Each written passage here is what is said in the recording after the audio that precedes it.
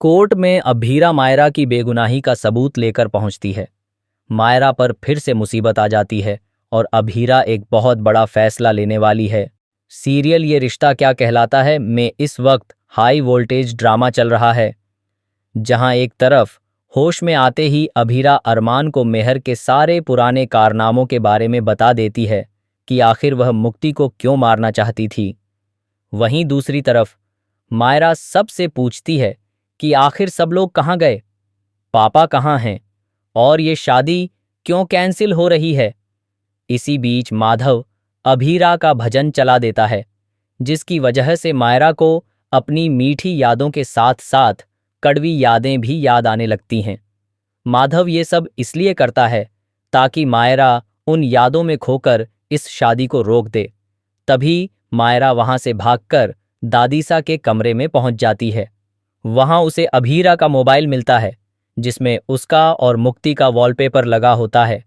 यह देखकर वह हैरान हो जाती है और कहती है, इतने साल बाद भी उनके फ़ोन में मेरा वॉलपेपर क्यों है। फिर वह खुद से सवाल करती है, क्या माँ आज भी मुझसे प्यार करती है? अगर करती हैं तो पासवर्ड आज भी वही होगा।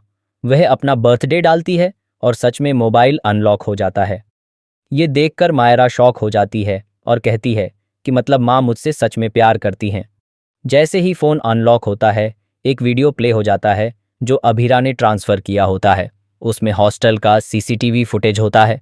उसे देखकर मायरा के होश उड़ जाते हैं। उधर दूसरी तरफ मेहर को पता चल जाता है कि अभीरा वहाँ नहीं है। उसके पिता उसे बताते हैं कि अभीरा गायब हो चुकी है और वह जिंदा है। तभी मेहर अभीरा को वीडियो कॉल करती है और कहती है, मुझे पता है तुम जिंदा हो। अगर मेरा बस चले तो मैं तुम्हारी लोकेशन ट्रैक करके अभी ख़त्म कर दूं। तुम कहीं नहीं बच सकती, लेकिन उससे पहले मेरी अरमान के साथ शादी होगी। मैं देखना चाहती हूं तुम्हारा चेहरा जब तुम्हारी बेटी मुझे माँ कहेगी। तभी मायरा कॉल रिसीव कर लेती है और मेहर को जवाब देती है, मैं तुम्हें माँ कहकर कभी नहीं पुकारूंगी। मुझे सब पता चल चुका है कि वाणी के पापा को तुमने मारा है। अब मेरे पापा के आसपास भी मत आना, वरना तुम्हें जेल की हवा खानी पड़ेगी। मायरा उसे सख्त चेतावनी देती है, लेकिन बाद में खुद ही डर जाती है कि अब मुक्ति की जान खतरे में पड़ सकती है, क्योंकि मेहर को सब पता चल गया है। इसलिए वह मुक्ति को बचाने के लिए भागने का प्लान बनाती है। दूसरी तरफ अभीरा अरमान से कहती है कि मुक्ति और मीरा की जान खतरे में है। अगर मेहर को पता चल गया कि वह जिंदा है और उसके पास सबूत है, तो वह कुछ भी कर सकती है। अरमान तुरंत घरवालों को कॉल करके कहता है कि मायरा को कहीं जाने मत देना, लेकिन मायरा सबको चकमा देकर मुक्ति को बचाने के लिए हॉस्टल पहुंच जाती है। वहां उसका सामना मेहर से होता है। मेहर उसे मारने की कोशिश करती है, लेकिन इसी दौरान उसका पैर फिसल जाता है और वह सीढ़ियों से गिर जाती है। उसके सिर पर गंभीर चोट लगती है और उसकी मौत हो जाती है। इस घटना का इल्ज़ाम मायरा पर आ जाता है, जिसकी वजह से पुलिस उसे बाल सुधार गृह ले जाती है। यह सुनकर अभीरा, अरमान और मुक्ति के होश उड़ जाते हैं। इसके बाद अभीरा अपनी बेटी को बचाने के लिए वकील का कोट पहनती है। अब मायरा को कोर्ट में पेश किया जाएगा, जहां अभीरा खुद उसकी वकील बनकर सामने आएगी।